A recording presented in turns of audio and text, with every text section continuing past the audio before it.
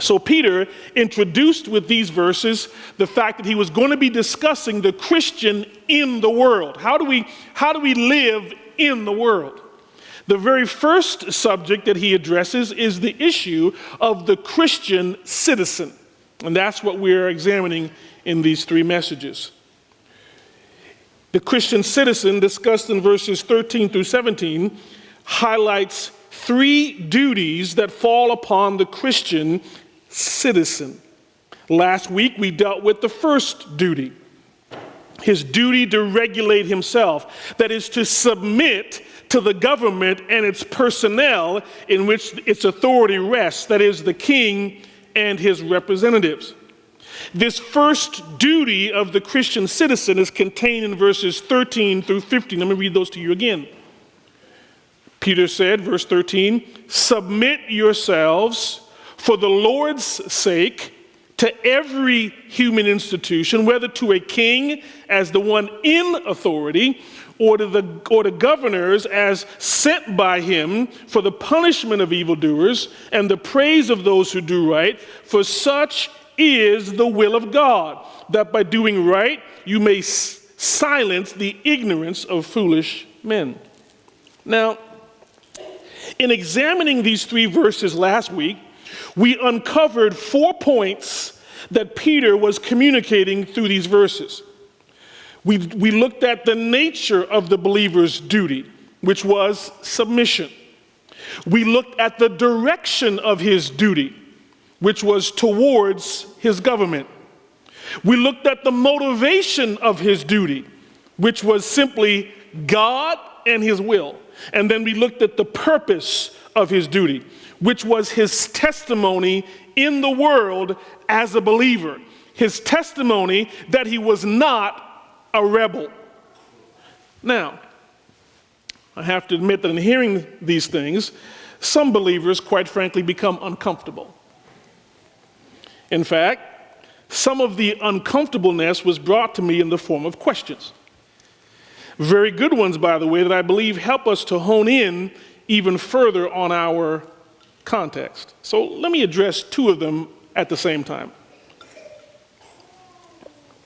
Some people heard the message last week and were concerned about how my point of Christians needing to submit to the government could be reconciled with a government that allows and even supports such modern evils as abortion, or such historical evils as chattel slavery in American history. Surely Peter was not requiring the believer to submit to his government when the government is engaged in moral outrage. Well, let me give you the answer to both of these at the same time this morning. I'm going to first give you the simple answer, and then I'm going to give you the more detailed answer.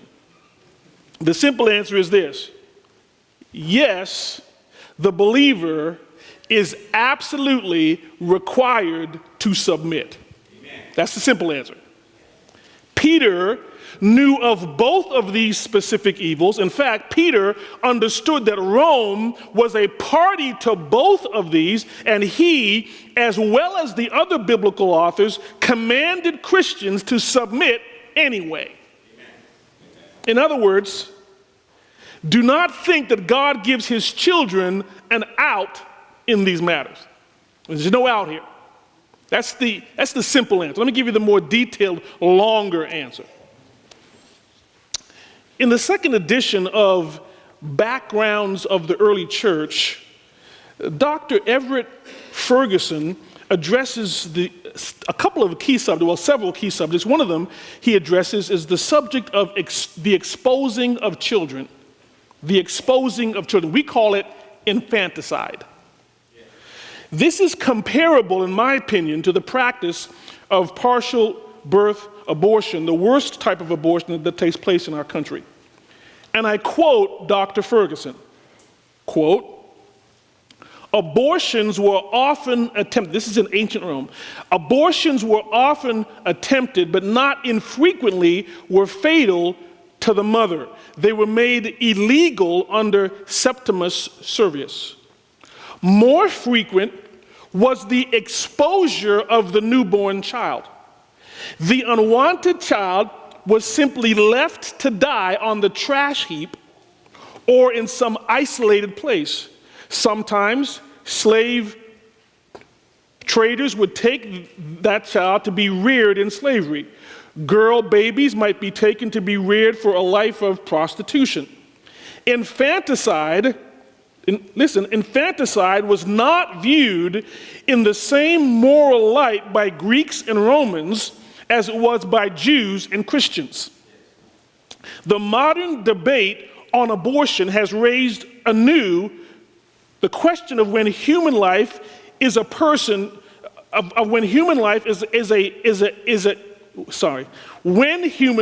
a person entitled to the protection of the law. At conception, the traditional Judeo-Christian view, with the ability to live outside the womb, the view sanctioned by the U.S. Supreme Court, or at birth, the view of many people. The Greeks and Romans put the moment even later. The newborn was not considered a part of the family until acknowledged by the father as his child and received into the family in a religious ceremony. End of quote. Basically, let me just summarize you what this practice was. In ancient Rome, at the birth of a child, the child would be taken in front of the father. The father would either accept that child or would reject the child. If the child was rejected, the child was taken to the trash heap or to an isolated place and was left out there to die. That was a common practice, legally allowable in Rome. You see, the Romans simply allowed their children to die by starvation, the attack of animals, the raid of slave traders, being taken straight into prostitution as a baby. This is what happened in the Roman Empire. So we need to understand that this command to obey the government is given knowing full well what the government allows. We have no out here, church. Let me take the other issue. Slavery. Dr. Ferguson, again, is very helpful in his book, again entitled Backgrounds of Early Christianity. And I quote, it's a rather lengthy quote, so please strap it on. Quote, slavery was a basic element in ancient society. Much of the initiative as well as the work done belonged to this class. Slavery was very extensive in both Hellenistic and Roman periods, as the large number of prisoners of war made slaves cheap in Hellenistic Greece and Republican Rome. However, the stable conditions of the early empire made homebred slaves the main source of supply, an expensive procedure. Nonetheless, it is estimated that 1 in 5 of the residents in Rome was a slave. 1 in 5. The conditions of slavery might result from war or piracy, exposure of a child, sale of a child, or self to pay debts, condemnation in the law courts, or birth to a slave mother. An individual acquired slaves by purchase from slave dealers, by inheritance, or by home breeding. A child took the status of the mother. Most slaves seem to have come from the eastern part of the empire, but Germans, Gauls, and Britons were important new sources in the early empire. By and large, slaves were denationalized and simply became a part of Greco-Roman civilization. The legal status of a slave was that of a thing. Aristotle defined a slave as living property. Also, the slave, he said, is a living tool, and the tool a lifeless slave. Verrio's description is similar. Slaves are, quote, articulate instruments, end quote. The slave had no legal rights and was subject to the absolute power of the master. The Greeks defined 4 characteristics of freedom, which are denied to the slave: the right to be his own representative in legal matters. 2, to protection from illegal seizure. 3, to work where he pleased. And 4, to freedom of movement, end quote.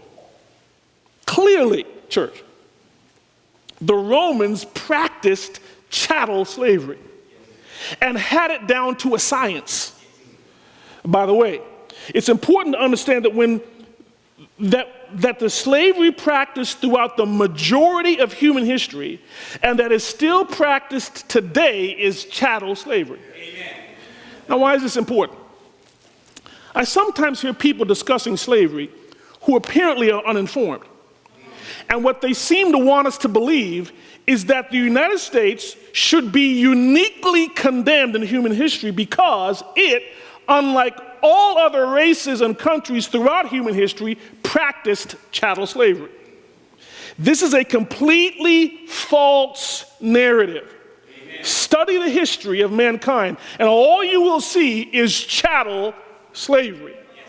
Now, were there cases in which we have indentured servitude? Of course there was, just as there was in the United States.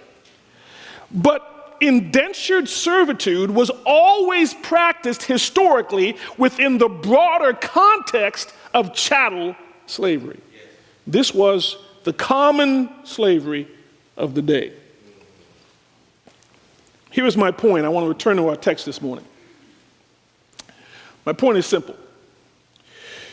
You're living a pipe dream if you think that the directives of Peter and the rest of the New Testament were given in a context in which government was devoid of the worst evils of human conduct. If you want an easy Christianity that provides you with comfortable, easy obedience, then you're going to have to invent your own Christianity, because that type of Christianity does not exist. Just ask Jesus. Yes. So the first duty that the believer must practice is he must regulate himself. He must bring himself under control and submit himself to the government. By the way, in case there's any confusion, when you hear me talk about a believer submitting himself, what I'm saying is submitting himself to the control of the Holy Spirit. I don't believe you can strap it on and cause yourself to submit. What I'm saying ultimately is this: the first duty is for a Christian to be so yielded and guided by the Holy Spirit that he finds himself submitting to the government that God himself set up. Yeah.